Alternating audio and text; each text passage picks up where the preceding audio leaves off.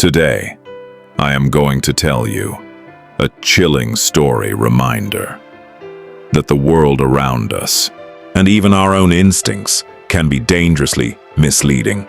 Sometimes what people think they see is not what's really happening at all. And once the human mind becomes convinced of something, it can be nearly impossible to change that belief, even when it leads straight into danger. But before we get into today's story, if you're a fan of true crime mystery stories, then please subscribe to our channel and press the bell icon for all notifications. Okay, let's dive into today's story.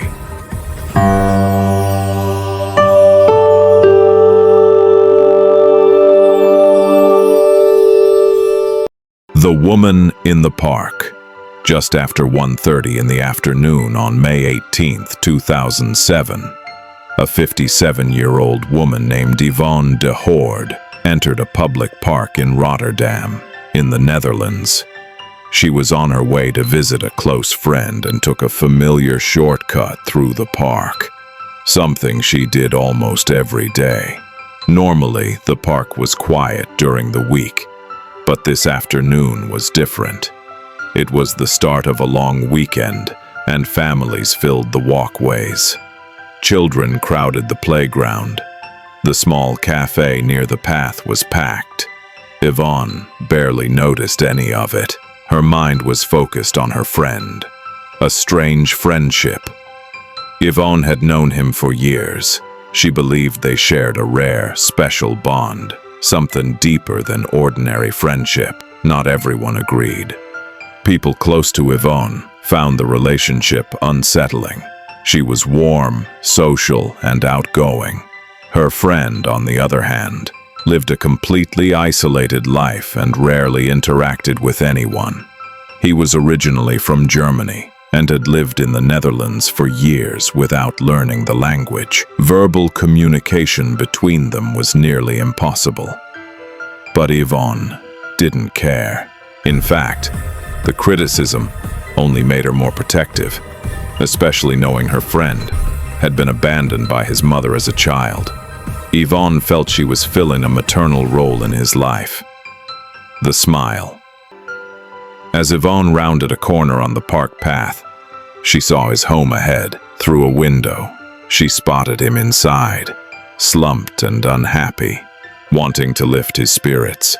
Ivonne waved enthusiastically, smiling as she approached. When he noticed her, his expression changed instantly. He smiled back. To Ivonne, this moment confirmed everything she believed about their connection. That afternoon passed like so many others. No conversation, just presence, gestures, silence. And for Ivonne, that was enough. Walking away, around 2:30 p.m., Ivonne said goodbye and began walking back through the park. After only a few steps, two things caught her attention. First, she noticed a group of children throwing rocks nearby. Then she heard splashing behind her. It didn't make sense. There hadn't been rain, no puddles. The sound seemed to be coming from a restricted stream, an area no one was supposed to enter. Curious, Ivonne turned around. The attack. Something massive slammed into her. She was knocked to the ground instantly, pinned beneath overwhelming weight. Screams erupted across the park. As Ivonne lost consciousness, a single thought raced through her mind. Oh my God, I'm going to die. Chaos at the cafe. Nearby, a man named Arvid Hendricks was standing outside the park cafe with his wife and two children when he heard the screams. People began running toward him, panicked, shouting, terrified. Without knowing why, Arvid grabbed his family and rushed inside the cafe along with dozens of others. The small building became chaotic. Some people tried to barricade the glass doors. Then suddenly, they shattered. Panic exploded again. Parents screamed, children cried. Arvid pulled his family under a table and hid. Moments later, heavy footsteps entered the cafe. Something enormous had come inside. The truth revealed. What no one realized, what Ivonne had never understood, was that her friend did not see their relationship the same way. The smiling she believed represented affection meant something very different to him. Her friend was Boquito, a 400-pound silverback gorilla living in a zoo enclosure next to the park. To a silverback gorilla, a smile is not friendly.